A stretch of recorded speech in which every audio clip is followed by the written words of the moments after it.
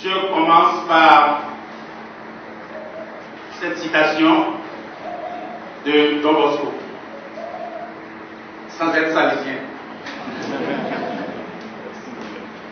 Sans affection, pas de confiance. Sans confiance, pas d'éducation.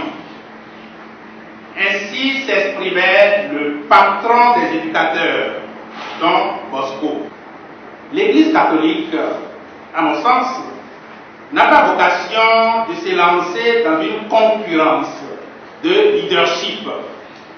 Elle vise avant tout à offrir un enseignement de qualité qui recherche l'efficacité dans l'ordre et la discipline, la réussite d'une vie accomplie au-delà de tout succès, afin d'assurer pour notre pays et pour tout le genre humain une relève de qualité qui craigne Dieu et coopère à la conservation de tout le créé. Pour parvenir à cet idéal d'homme, il m'a été demandé, dans le cadre de ce forum, de définir le profil d'hommes et de femmes à former dans nos écoles catholiques pour notre société béninoise. Chers participants, la notion d'école est toujours inhérente à un projet de formation.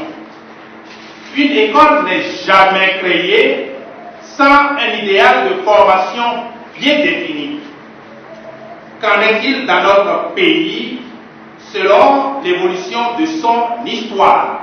Je parlerai donc de l'école avant la colonisation. Ça peut paraître un peu surprenant pour vous, mais l'histoire du Bénin nous révèle l'existence de diverses structures de formation destinées à encadrer les jeunes gens, filles et garçons, dans des activités spécifiques telles que la forge, la construction de bâtiments, la poterie, la maîtrise des vertus des plantes, la manipulation des chiffres, la maîtrise de la langue. L'école n'est donc pas une réalité étrangère à nos cultures, comme l'a pensé le colon. Et cette prédisposition culturelle rejoint parfaitement les orientations de l'Église qui ne cessent de porter nos valeurs culturelles à la lumière de l'Évangile. Il y avait un problème de communication. Ce besoin a conduit donc à la création des premières écoles catholiques au Dahomey dès février 1862. Cette rencontre des cultures a créé une nouvelle classe d'hommes chez nous. Au Bénin, la Koé, les Akoé.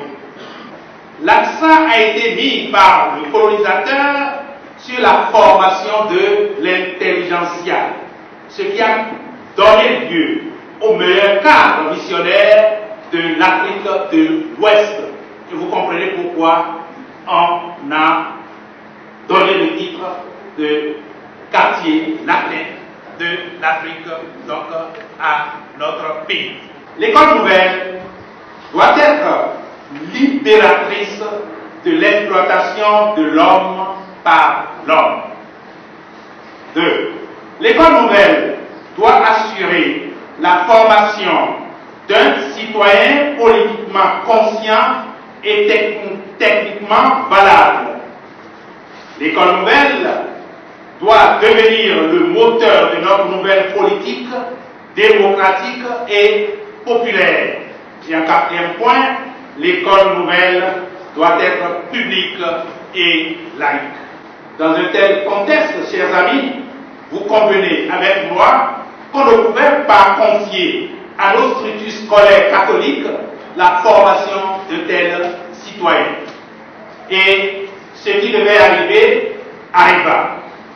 La prise en charge par l'État révolutionnaire des écoles confessionnelles le 10 septembre 1974 pour le primaire et le 7 avril 1978 pour le secondaire. La tension sociale du moment a conduit à la tenue de la conférence nationale des forces vives de la nation en février 1990. Il y a eu la rétrocession des écoles confessionnelles à leurs anciens propriétaires. Il y a eu la fin de l'école nouvelle et le retour au programme intermédiaire et l'apparition des nouveaux programmes appelés APC, approche pédagogique par la compétence, et nous en sommes encore là. Ce survol historique nous permet de constater qu'à chaque période de son évolution, l'école béninoise a fabriqué un type d'homme qui ne répond réellement pas à son développement. C'est ce que vient corriger l'école catholique. Pour y parvenir, elle va puiser dans la tradition multiséculaire de l'Église pour y dégager les vrais acteurs de son animation.